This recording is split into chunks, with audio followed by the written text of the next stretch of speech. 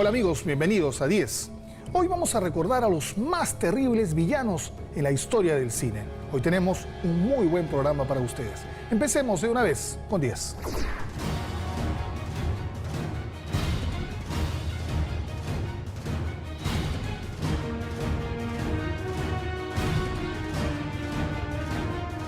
Hay infinidad de villanos como películas tiene el cine, pero no todos son destacables.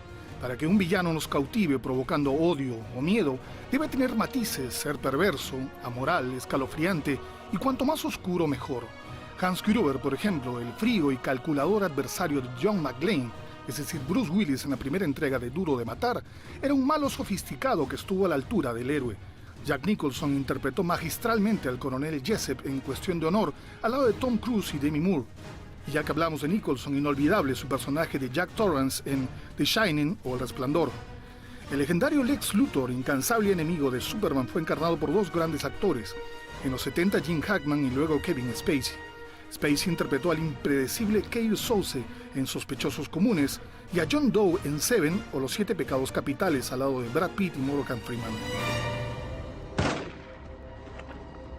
Al margen de que sea villano, que sea bueno, malo o más o menos, lo importante es que el personaje cumpla con sus objetivos, que logre convencer, que sea auténtico, que sea verdadero. Es muy divertido, hay mucho más libertad para jugar cuando uno hace de un villano, porque es conseguir lo que uno quiere e intentar darle la contra al bueno, por así decirlo, ¿no? El Hombre Araña también tuvo un gran contendor en El Duende Verde, ese científico alterado interpretado por Willem Dafoe.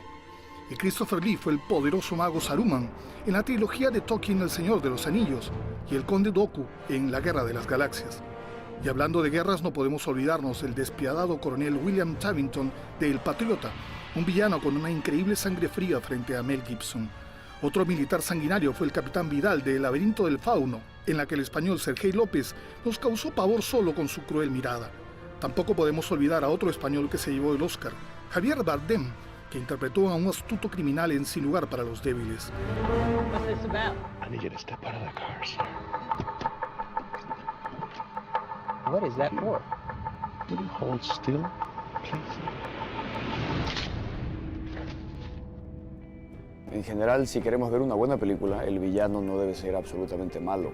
O sea, las cosas que hace deben ser villaniles, por así decirlo. O sea, deben oponerse estas cosas al héroe, pero lo ideal es que el villano tenga conflicto interno. Que el villano no sepa que es villano, que no se considere a sí mismo un villano. Elegir a los mejores villanos no es tarea fácil. ¿Quién fue el más malvado, tenebroso, odioso, el que nos dejó paralizados en las butacas? Quizás Joe Pesci como Tommy DeVito en Buenos Muchachos, Anthony Perkins como Norman Bates en Psicosis de Alfred Hitchcock, Malcolm McDowell como Alec Delarge en La Naranja Mecánica, o Chucky, el muñeco diabólico, el Jason de aquel Viernes 13 y Freddy Krueger en Una pesadilla en Elm Street. Los dejamos con los 10 más terribles villanos en la historia del cine. Cuando veo el crimen, la sangre y el homicidio de Hannibal Lecter en Hannibal, es la expresión y la manifestación profunda de cada ser humano. Porque todos tenemos de perversos, de villanos y de malditos. Es más, a lo mejor tú, que en este momento nos estás viendo, podrías ser un potencial homicida.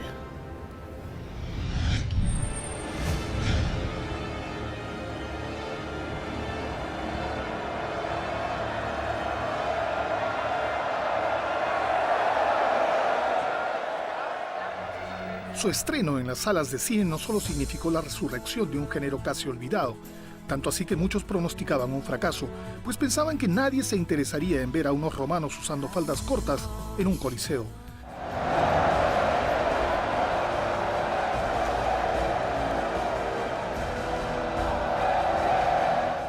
Sin embargo, en su estreno, Gladiador no solo obtuvo una muy buena taquilla y excelentes críticas por su apasionante historia y bien lograda puesta en escena, sino que nos entregó grandes actuaciones en las que el héroe y el antagónico compusieron memorables duplas del cine épico. Joaquín Phoenix, como el emperador Cómodo, se libraba al fin de su fenecido hermano River y se forjaba una carrera con personalidad propia. Él logra en este film todo lo que un villano o antagónico debe provocar en el espectador: odio y rechazo. Su personaje tiene lo necesario para enriquecer la trama y elevar la imagen del héroe, pues es debido a sus actos que se construye la historia. Cómodo es cínico, tirano, codicioso y amoral, todo lo contrario al noble Maximus, interpretado por un genial Russell Crowe.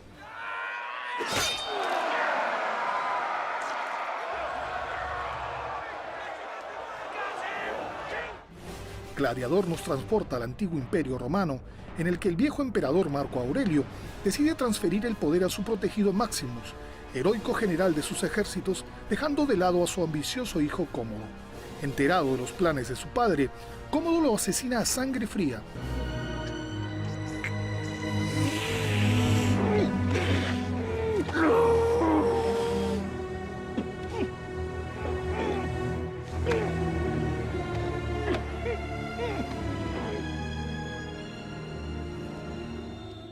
Toma el poder y prepara una conspiración contra su enemigo, Maximus, eliminando a su esposa y su hijo.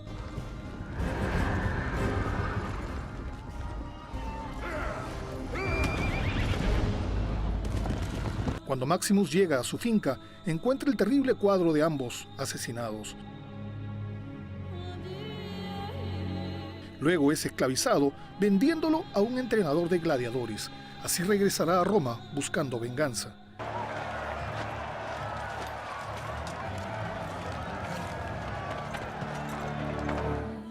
Gladiador, dirigida por Ridley Scott, se convirtió en el 2001 en la segunda película épica después de Ben-Hur en conseguir estatuilla como mejor película. And the Oscar goes to Gladiator.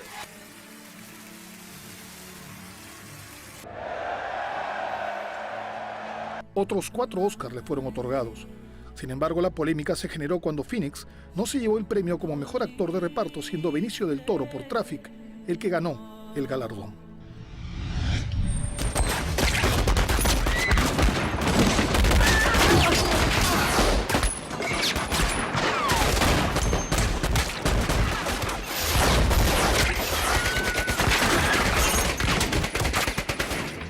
Su rostro inalterable, pero con ojos muy expresivos que derrochan maldad, nos remite inmediatamente a un cruel y narcisista oficial nazi especialista en cazar judíos. Christoph Waltz es el nombre de este austriaco cuya carrera dedicada al teatro y la televisión cambiaría después de conocer al extraordinario director Quentin Tarantino, quien lo reclutaría para la estupenda película Bastardos sin Gloria.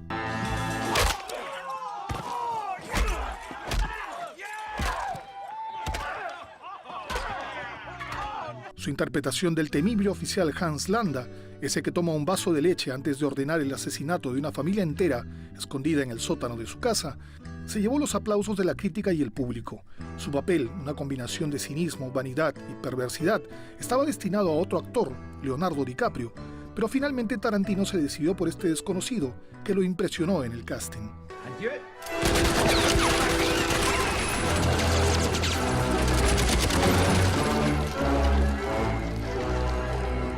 Tarantino no pudo sentirse más satisfecho de su elección, pues declaró que el astuto Hans Landa no solo era el mejor personaje que había creado, sino que Christoph Waltz le había hecho la película con su memorable caracterización, ya que consideraba un papel muy difícil de interpretar, debido a que además de ser odiable, tenía que tener un cierto encanto. Para encarnar al coronel nazi, el actor nacido en Viena, Austria, y que también tiene la nacionalidad alemana, tuvo que demostrar su habilidad políglota, ya que habla con fluidez inglés, francés, italiano, además de su lengua materna, el alemán, elemento crucial usado en la cinta para capturar a sus presas. Alors, comment se fait-il que le jeune soldat et vous ayez fait connaissance? Oui. Su magistral interpretación lo convirtió en el candidato favorito para la noche del Oscar del 2009, donde consiguió la estatuilla por mejor actor de reparto. De hecho, fue el único galardón que obtuvo la cinta en la ceremonia. And the winner is Christoph Waltz en Inglourious Basterds. Además ganó un Globo de Oro, un premio BAFTA, un MTV Movie y el premio del Sindicato de Actores. Nada mal para un actor que recién se abría camino en Hollywood. Como dijimos antes, Waltz se ha convertido en uno de esos actores que nos remite inevitablemente a alguien malo, ya que ha continuado interpretando el papel de antagónico en cintas como Agua para elefantes, en donde encarna a August, el insensible dueño de un circo, un celoso enfermizo que nuevamente se gana el odio de todos, y también lo hemos visto en cintas como El Avispón Verde, como el mafioso ruso Chudnovsky, y en la nueva versión de Los Tres Mosqueteros como el cardenal Richelieu. El oficial Hans Landa se muestra tan imperturbable a la hora de asesinar a toda una familia judía después de tomar su vaso de leche, que resulta realmente impresionante. Vamos a la primera pausa del programa y más adelante el agente Smith de Matrix, Darth Vader de la Guerra de las Galaxias y Guasón de Batman, el Caballero de la Noche. Ya venimos. Los más terribles villanos del cine.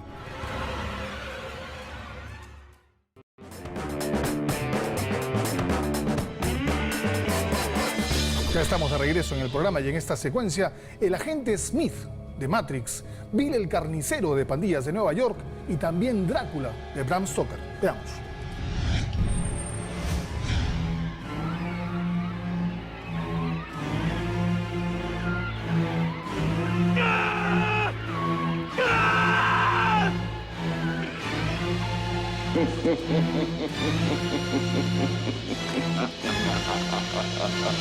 Camaleónico, versátil y con una carrera fascinante, el Oscar le ha sido injustamente esquivo. Sin embargo, eso no ha sido obstáculo para ser considerado por críticos y hasta por sus colegas como uno de los mejores actores de su generación. Gary Oldman, ese talentoso actor británico que en algún momento fue rechazado por una prestigiosa escuela de arte dramático, nos entrega en la genial cinta de Francis Ford Coppola, Drácula de Bram Stoker, una de sus más alabadas y recordadas interpretaciones de villano.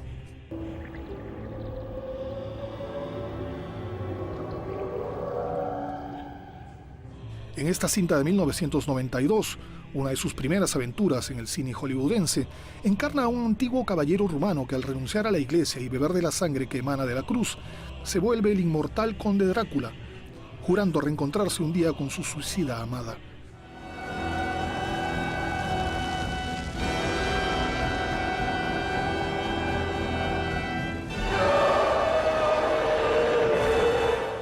Ya en el siglo XIX es un envejecido conde. Su personaje es una mezcla de desquiciado y oscuro hombre que logra por momentos asustarnos, pero esconde tras esa escalofriante imagen un amor tortuoso que logra en el espectador una mezcla de temor y compasión. Oldman se preparó mucho para este personaje.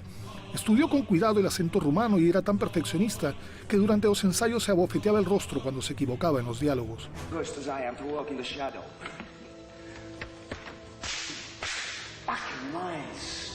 Asimismo, pedía repetir la escena cuando olvidaba alguna frase para poder plasmar toda la intención que quería darle a ese momento.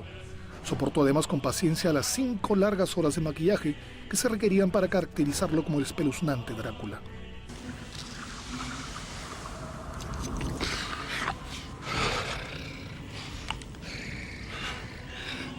Acompañado de un buen reparto de actores como Anthony Hopkins, Winona Ryder y Keanu Reeves, esta cinta se volvió una de las más taquilleras del año, cambiando además por completo el concepto del vampiro con su preconcebido smoking con capa incluida, a un personaje mucho más humanizado y fastuoso. La arriesgada apuesta salvó de la crisis económica a su director Francis Ford Coppola. Para Oldman, que ya había logrado que los ojos de la crítica se posaran en él por su papel de Lee Harvey Oswald en JFK, esta cinta fue su consagración internacional, ganando el premio Saturn al mejor actor.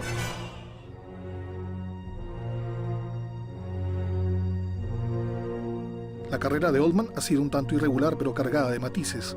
Lo vimos haciendo de un psicótico policía corrupto aficionado a la música clásica en El Profesional, película del director Luc Besson, quien lo volvió a convocar en el 97 para la cinta de ciencia ficción El Quinto Elemento, donde Oldman interpreta a un villano oscuro y neurótico pero fascinante.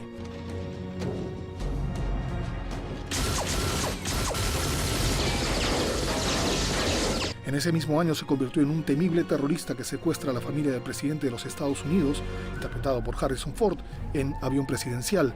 En el 2002 se vuelve a someter a largas horas de maquillaje para interpretar al desfigurado y enajenado Mason Berger en Hannibal.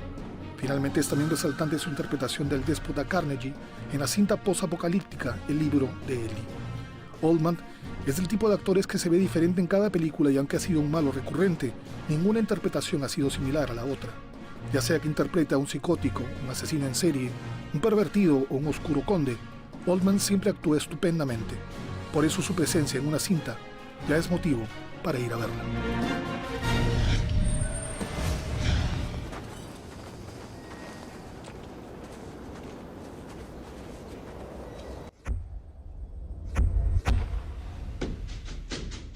La vena artística le viene de nacimiento.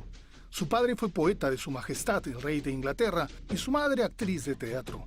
En su carrera ha ganado 2 Oscar, un Globo de Oro, 3 premios BAFTA y 2 SAG Awards.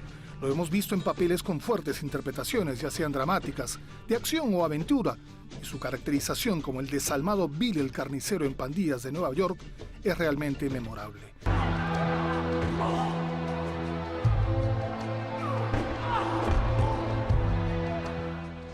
Daniel Day-Lewis se hizo conocido con su papel de Christy Brown, el admirable y discapacitado en Mi pie izquierdo, y desde entonces ha sido considerado uno de los actores de cine con más talento a nivel mundial.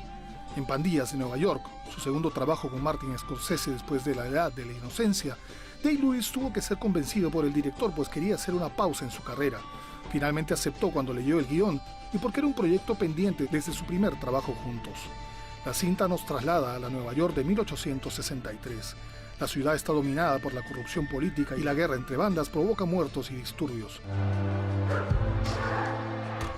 En este contexto, el joven inmigrante irlandés Amsterdam Ballon, o sea Leonardo DiCaprio, quiere vengarse de William Cutting, el líder de la pandilla de nativos americanos más conocido como Bill el Carnicero, el hombre que mató a su padre, el sacerdote interpretado por Liam Neeson.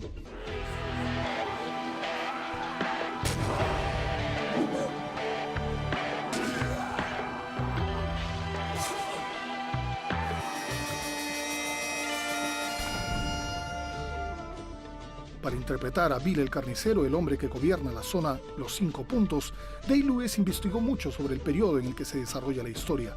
Este gran actor estudia mucho a sus personajes. La mimetización con Bill fue tan grande que en el rodaje no se dirigía a sus compañeros por sus nombres reales, sino por los de sus roles. Bill el Carnicero es rudo, despiadado, racista, pero a la vez tiene un gran sentido del honor y la lealtad hacia sus creencias. Finalmente, un grueso bigote, un ojo de vidrio y el uso de acento al hablar completaron la caracterización.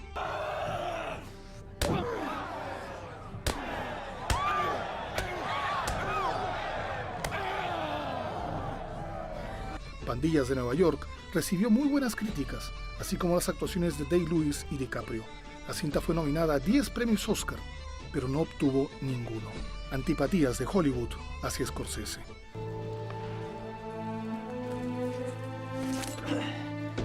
A Daniel Day-Lewis lo vimos después interpretando personajes un tanto cínicos o ambiciosos, pero no necesariamente antagónicos en Pozos de Ambición, por la que ganó su segundo Oscar a Mejor Actor. Ella prepara una tercera colaboración con Scorsese, que es conocido por repetir el plato con intérpretes a los que admira, convirtiéndolos en sus fetiches. La cinta llamada Silence se estrenará el 2013 y es muy esperado también su papel en Lincoln, en donde encarnará al expresidente norteamericano. Las fotos de la nueva cinta de Spielberg ya se han filtrado en internet, creando gran expectativa.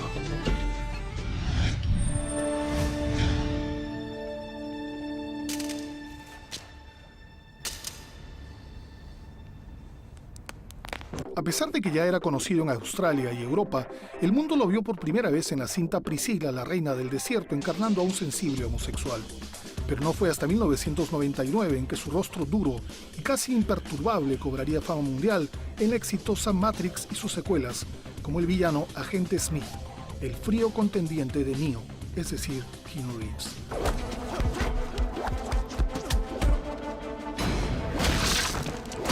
Esta trilogía fue una revolución cinematográfica no solo por la estética y efectos especiales, sino también por los elementos narrativos basados en una historia con bases filosóficas y argumentos innovadores. Tanto los protagonistas de la cinta como el antihéroe fueron objetos de culto de los seguidores del cine. La característica más resaltante del agente Smith, parte de la defensa de la matriz, es su falta de sentimientos buenos, como no sucede en algunos villanos humanos que llegan a tener matices de compasión, bondad o integridad. El agente Smith fue creado por máquinas y por eso carece de emociones y tanto su cuerpo como su rostro muestran esa rigidez robotizada.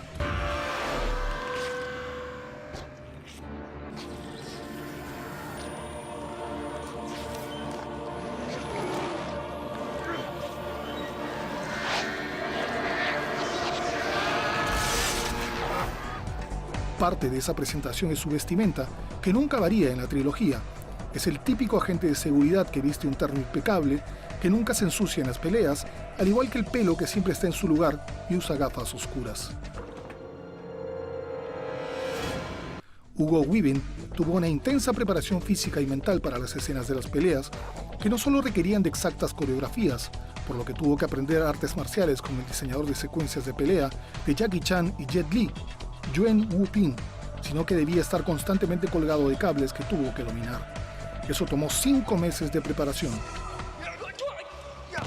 Desde entonces, estas técnicas se han usado en otras cintas.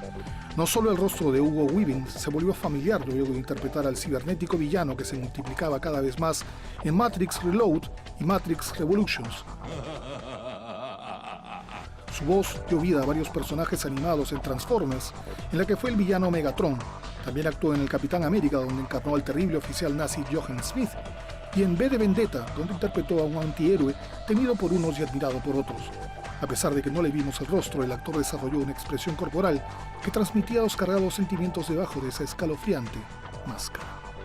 La escena en la que Keanu Reeves se mete dentro del cuerpo del agente Smith en Matrix y lo destruye es absolutamente inolvidable.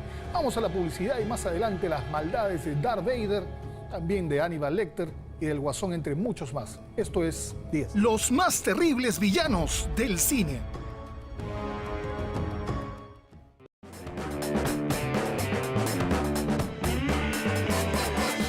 Ya estamos de regreso en 10 y en esta secuencia el extraordinario Guasón de Batman, el Caballero de la Noche, Lord Voldemort de Harry Potter y también, por supuesto, Terminator de Arnold Schwarzenegger.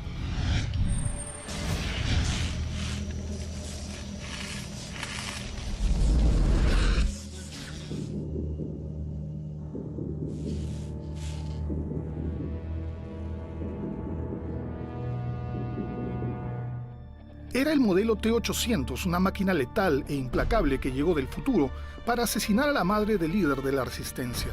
A pesar de que tenía forma humana, era un cyborg que poseía una fuerza descomunal y no dudaba en destrozar al que se cruzara en su camino.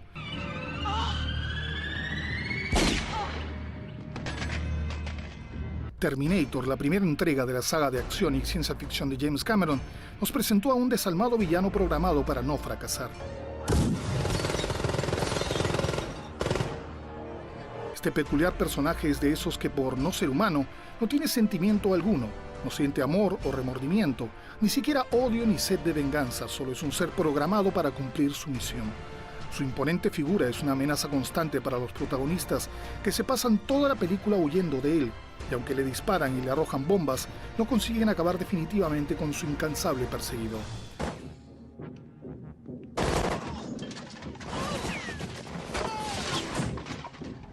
La trama transcurre en 1984. El T-800 es enviado del futuro para acabar con Sarah Connor, madre de John Connor, el líder de la resistencia humana contra las máquinas que, dirigidas por Skynet, ha tomado el poder en el año 2029. El momento en que se desarrolla la historia es crucial porque la misión es eliminar a la mujer antes que traiga al mundo al próximo líder rebelde. En ese contexto aparece Kyle Reese, un soldado que también viene del futuro y que intentará frustrar los planes del Terminator. A pesar de que Schwarzenegger ya había hecho papeles rudos, es con el de Terminator con el que se consagra como estrella internacional.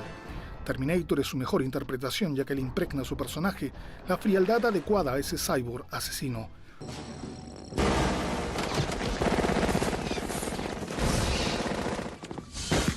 Terminator también fue innovadora en el uso de efectos especiales desconocidos hasta entonces, además de los bien logrados animatronics del entonces poco conocido Stan Winston, que con sus diseños ayudó a mostrar la frialdad del villano. Terminator impulsó la carrera del director James Cameron, el que supo sacarle provecho al personaje e hizo 3 secuelas más. En las siguientes, Schwarzenegger se volvió un aliado de la resistencia y protector de Sarah Connor. Pero en la mente de todos quedó grabado el personaje de la primera película, un exterminador muy bien logrado. Quiero que me mires cuando te mate y quiero ver cuando la luz escape de tus ojos. ¡No! Es el que no debe ser nombrado. Puede hablar parcel, es decir, el lenguaje de las serpientes, y es capaz de realizar los más horrendos y sanguinarios actos. Lo descubrimos a través de la exitosa saga de Harry Potter, hasta que finalmente nos encontramos con un escalofriante y desfigurado rostro que ya forma parte de los grandes íconos del cine.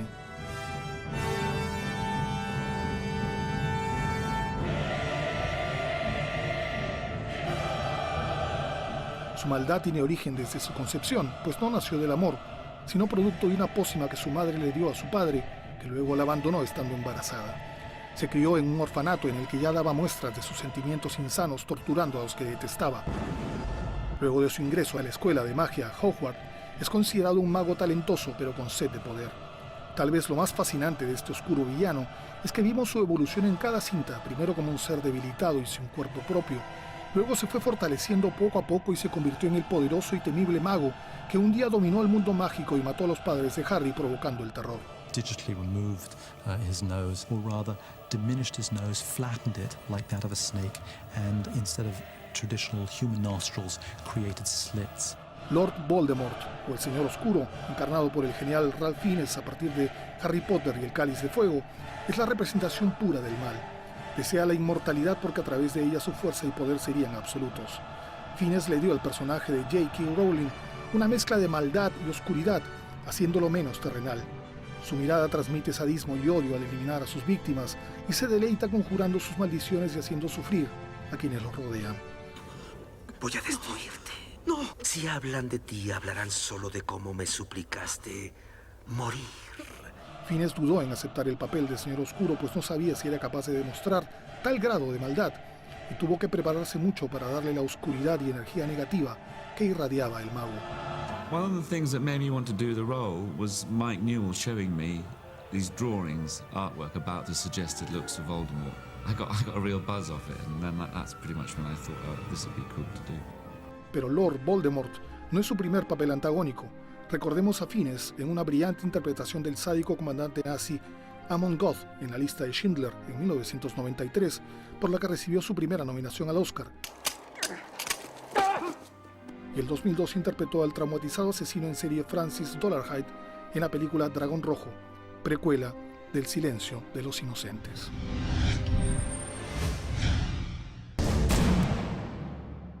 Good evening, ladies and gentlemen.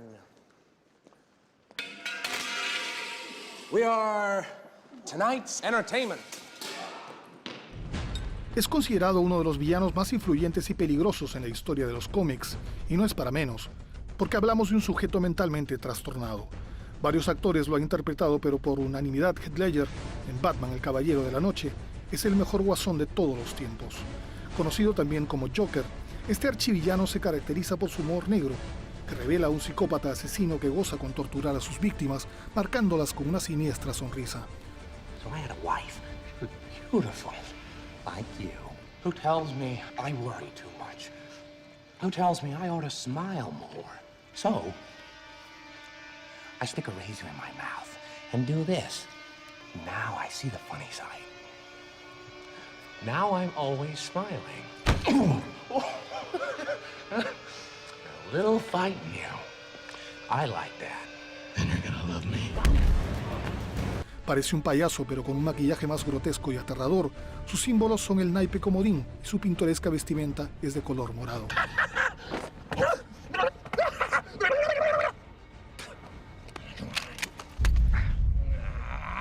Muy recordada es también la representación que el gran Jack Nicholson hiciera de este psicópata en la versión de Tim Burton en 1989. Tanto así que cuando se anunció el nombre de Heath Ledger para personificar a este villano, muchos pronosticaron un fracaso. El actor Michael Caine, que también participa en la cinta del 2008, dijo que Jack es la figura de un payaso benigno pero loco. Él podía hacerte reír. Heath ha tomado un camino diferente. Es un psicópata escalofriante. Será una revelación en esta película. Ledger revivió al guasón de los cómics de los 40, que con los años se había suavizado, hasta que en los 60 tenía más rasgos hilarantes que los de un terrible criminal. I thought my jokes were bad. Give me one reason why I shouldn't have my boy here pull your head off. How about a magic trick? I'm gonna make this pencil disappear. It's gone. El fallecido actor nos trae un villano de energía incansable que enerva e intriga porque no tiene un móvil para hacer el mal. Su naturaleza asesina y destructiva está ligada a su deseo de divertirse. Mata porque le satisface y esto lo mueve más que el dinero o el poder. No le teme a nada y es solo Batman su antítesis, lo único que lo obsesiona.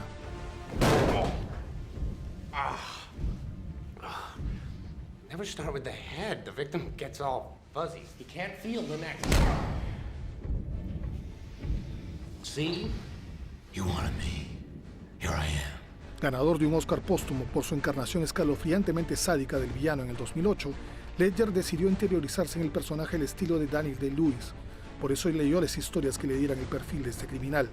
Luego decidió salir de su lujosa casa para vivir durante un mes solo en un hotel barato, buscando en ese ambiente lúgubre un lugar que le ayudara a darle forma a su caracterización. Buscó en su psicología y ensayó voces, posturas y gestos. Ledger logró de esta manera una de las metamorfosis mejor logradas en el cine de los últimos años, encarnando a un guasón más oscuro y retorcido, la perfecta personificación del mal. Después el actor quedaría con agudas secuelas de insomnio y ansiedad debido al desgaste físico y mental que implicó interpretar al guasón, cuadro que nunca pudo superar y que lo llevaría a la muerte.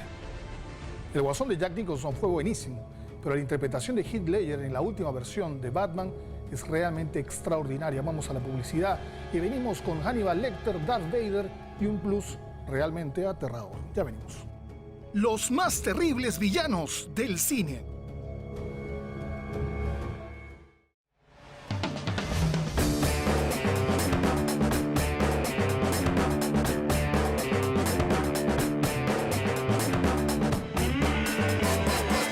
Ya estamos en la recta final del programa y en el número 2 de esta lista, el villano Darth Vader de la Guerra de las Galaxias. Y en el plus, una mujer que en medio de una atracción fatal nos aterró a todos. Veamos.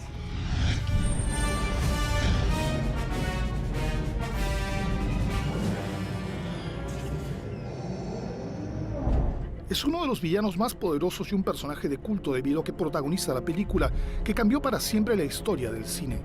Impone respeto y temor, pero es su lenta y singular respiración la que nos remite a su mundo siniestro, al lado oscuro.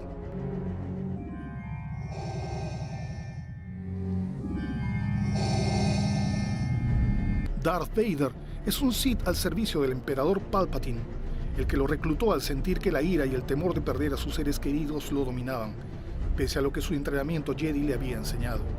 Creado por George Lucas y diseñado por Ralph McQuarrie, fue el villano más venerado de la historia tras la Guerra de las Galaxias en 1977.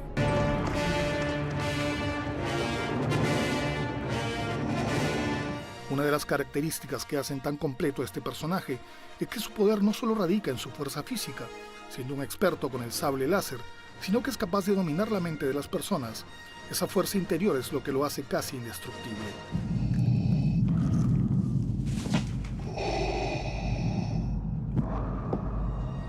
Lucas fue muy cuidadoso en definir cómo sería físicamente este villano. Debía ser misterioso, imponente y escalofriante. Por eso se inspiró en la vestimenta de los guerreros samuráis de la milenaria cultura japonesa, mientras que el casco se creó a partir del que usaban los alemanes en la Primera Guerra Mundial. Luego escogió a David Prowse, un británico levantador de pesas de casi 2 metros de altura, para meterse dentro del traje, y para la profunda y gruesa voz convocó al fabuloso actor James Earl Jones. Ya tenían el traje, el actor y la voz, pero el director quería imprimirle un detalle más, algo que lo hiciera único y que inspirara verdadero temor. Decidieron entonces añadir el sonido de la respiración, que fue creado por un ingeniero de sonido respirando a través de un snorkel. Así el temible espectro negro estaba completo.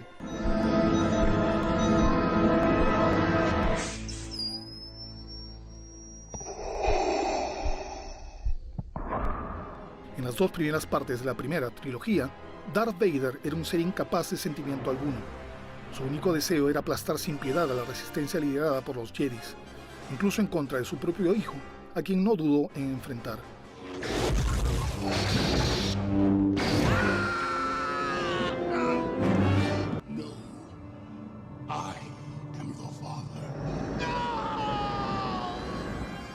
Solo al final de esta saga pudimos ver que en esa encarnación del mal aún existía algo de nobleza.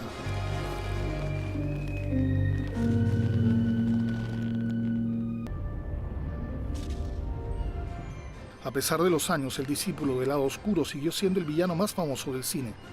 Prueba de eso es que su figura no solo se ha plasmado en cuanto merchandising fuera posible, sino que su cabeza se encuentra tallada en la Catedral Nacional de Washington a manera de gárgola. Eso ocurrió en 1990, cuando se convocó un concurso nacional para elegir a la más emblemática personificación del mal de nuestra época. Darth Vader es de los pocos villanos que despierta simpatía. Ha sido elegido en la web como el mejor antagónico y en el 2011 recibió el premio al mejor villano en los Scream Awards. Darth Vader es la presencia más emblemática e inquietante del séptimo arte.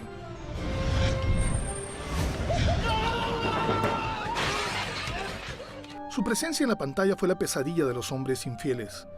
Tras su sofisticada imagen de mujer de mundo y segura de sí misma, se reveló una mujer obsesiva y un ser feroz, capaz de llegar hasta las últimas consecuencias con tal de quedarse con el hombre que le quitaba el sueño. Atracción Fatal, la cinta de Adrian Lyne, estrenada en 1987, significó para la sociedad de los Estados Unidos un mensaje de reflexión acerca de la infidelidad conyugal, pues el escalofriante tema tuvo gran impacto en la opinión pública. Protagonizada por la brillante Glenn Close como Alex Forrest, la película nos presenta un casual encuentro que trastorna la vida de Dan Gallagher, un exitoso abogado de Nueva York interpretado por Michael Douglas. Tras un viaje de su esposa y su hija, Dan se deja seducir por la provocadora Alex, pero luego de su apasionado affair, ella no quiere terminar la relación y usa todo tipo de armas para retenerlo, entrando en un peligroso juego en el que más de uno saldrá herido.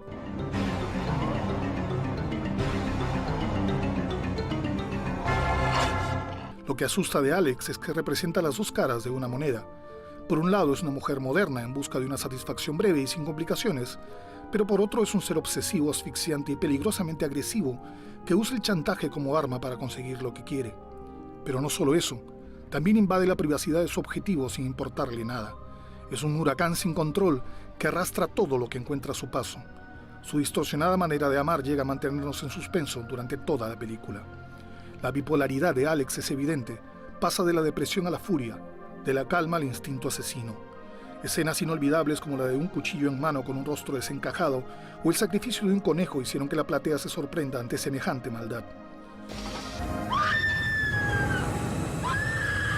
Pero Glenn Close también ha sabido ser una mala sofisticada y elegante. En el 88 la vimos encarnando a la maquiavélica marquesa de Merteuil en Relaciones Peligrosas, en donde la actriz es una aristocrática manipuladora que destruye vidas solo por diversión. Así la veamos moverse sutilmente entre la realeza o como la desquiciada Alex Forrest, Glenn Close es una villana fácil de odiar, pero sobre todo de mucho temer. Dr. Hannibal Lecter.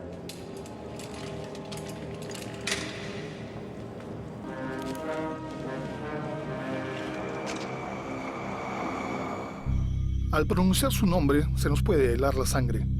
Hannibal nos encanta como una serpiente para luego inocular su veneno. Aunque tiene un pasado traumático, sus actos son tan crueles que no tienen explicación. Si te mata literalmente, solo dejará tus huesos.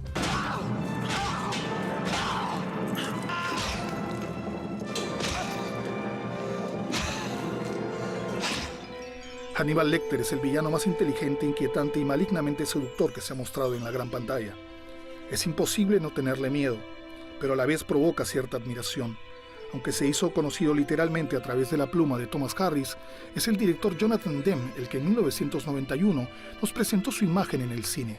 Un veterano, Anthony Hopkins, se encargó de transmitirnos con su mirada penetrante y sonrisa retorcida la carga emocional y la maldad que el personaje requería. It excites him. Most serial killers keep some sort of trophies from their victims. I didn't. No. No, you ate yours. Lo más interesante de la obra de Harris fue que el asesino habla y nos permite conocerlo, no solo a través de sus atrocidades, ya que la mayoría de cintas sobre asesinos seriales solo relatan sus crímenes y solo al final conocemos el motivo de sus perversiones. Lo que sorprende de Hannibal es que es un hombre culto, refinado, de buenos modales y adecuado comportamiento, amante de la música clásica y la buena lectura. Astutamente usa todos esos atributos para envolver a sus víctimas. Pero quizá lo que más impacta de este asesino en serie es su escalofriante gusto culinario. Cuando ya tiene a su presa, se transforma en un despiadado asesino que termina comiéndose a su víctima.